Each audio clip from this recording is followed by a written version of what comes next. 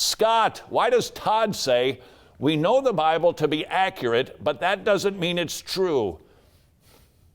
He took me out of context. I know what you're referring to, but Scott, I said something very specific in a very specific context, and I am going to stand by it, and that is how we determine that the Bible is accurate versus true.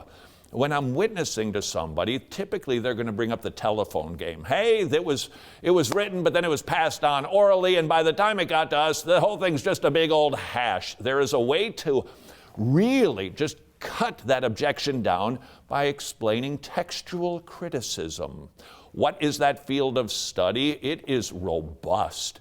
And the Bible has been compared to other books in antiquity, and it shows itself to be 100% reliable based on the number of manuscripts we have, the time the manuscripts were written, the sources that wrote these manuscripts. We know through textual criticism, the Bible that we hold in our hands today is 100% accurate.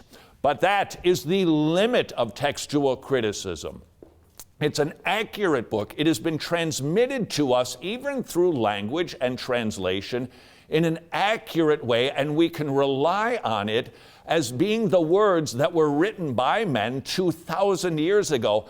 And then I will say, but that doesn't mean it's true. That's what he is referring to. Textual criticism, it's a limited field. We have an accurate transmission, but that doesn't demonstrate that it is supernatural and inspired. We need to look elsewhere to demonstrate that. How do we prove that this accurate book is indeed true, inspired by God? For that we look right inside of the Bible itself. Does it stand up to scrutiny? Yes, it is the most scrutinized book ever. And don't forget, you can write this one down and text it. Christianity is not a blind faith. Christianity is an eyewitness faith. Note that well. Christianity isn't, well, some guys and wrote it down, and my parents and Western civilization, and yeah, so God said it, and I guess I believe it. We have more than that. We don't have a blind faith. We have eyewitnesses who saw the life and activities of Jesus Christ and died because of their beliefs. Now, another generation and another generation who died for what had been passed down because they were believing a lie, that's explainable, but not from the authors of the Bible. These are men who said, with their own eyes, we saw this happen.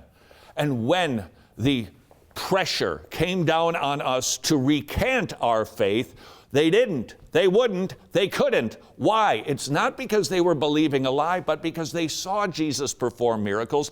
They saw Jesus walk on water. They saw Jesus turn water into wine, and they saw Jesus rise from the dead.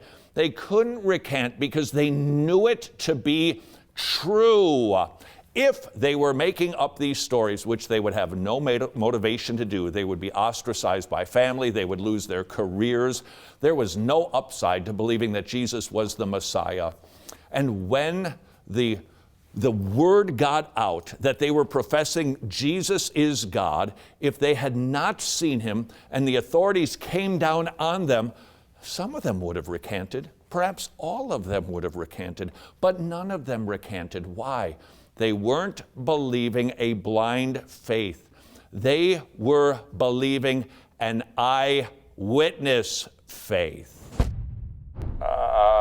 Houston, I think we have a few problems here. Go ahead, Wretched One. Besides the fact I'm wearing a cardboard helmet, Houston, you have got one of the biggest false teachers in the universe.